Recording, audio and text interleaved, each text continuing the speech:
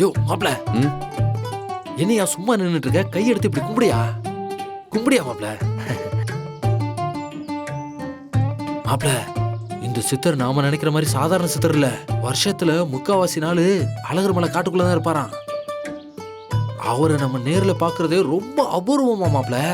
போன ஜென்மத்துல நீ ஏதோ புண்ணியம் பண்ணிருக்க போல மாப்ள. இப்படி ஒரு தரிசனம் இன்னைக்கு உனக்கு கிடைச்சிருக்கு மாப்ள. இதெல்லாம் உங்ககிட்ட யார் சொன்னா? வேற யாரு? அவர் பக்கத்துல விசிறிக்கிட்டு இருக்காரே, காத்து வரட்டும்னு, அவர் தான் சொன்னாரு.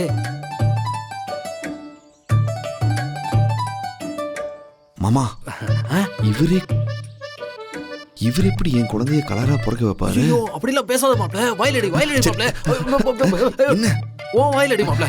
ஏன் வயலியா? சும்மா தெரியாம சொல்லிட்டாப்ல. இங்க பாரு மாமா, நான் உன்னதான் நம்பி வந்திருக்கேன். நான் கேட்டது நடக்கும்ல? கண்டிப்பாக நடக்கும் குழந்தாய்.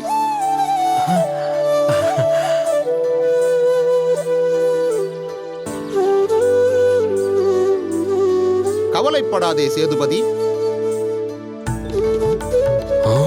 அத்தாடி, நீ உன் மனதில் நினைத்தது கண்டிப்பாக நிறைவேறும். சாமி, என் பேர் சேதுபதினு உங்களுக்கு எப்படி தெரியும்? சாமியோட ஞான திருஷ்டியால உங்க பேர் மட்டும் இல்ல, உங்க பரம்பரையில எத்தனை பேர் இருக்காங்களோ அத்தனை பேரும் தெரியும். அந்த அளவுக்கு முக்காலத்தை உணர்ந்தவரு எங்க சாமி. மாப்ள, இப்படி ஒரு சக்தி வாய்ந்த சித்தரை பத்தி கேள்வி கேட்டேன் மாப்ள. கணத்துல படுங்க மாப்ள, கணத்துல படுங்க. சாமி, என்னை மன்னிச்சிருங்க, என் மாப்பிளை மன்னிச்சிருங்க சாமி. அறியாப்ல தெரியாம பேசிட்டாப்ல. என்னை தேடி வந்த நோக்கம்? அது ஒண்ணு இல்ல சாமி. இவர் என் மாப்பிளை கல்யாணம் ஆகி 1 வருஷம் ஆக போகுது. இப்ப அவருக்கு குழந்தை விஷயமா தான் உங்களை பார்க்க வந்திருக்கோம். இந்த காலத்திலே பாதி இளைஞர்களுக்கு இதுதான் பிரச்சனையாவே இருக்கிறது. உங்களுக்கு குழந்தை பாக்கியம் தானே வேண்டும்? கவலை வேண்டாம், அதற்கு நான் அருள் புரிகிறேன். சொல்லு. ஐயோ சாமி, புத்திர பாக்கியம் கிடைச்சிருச்சு. ஏற்கனவே என் தங்கச்சி, அதான் மாப்பிள்ளையோட சம்சாரம் 3 மாசம் முழுகாம தான் இருக்கா.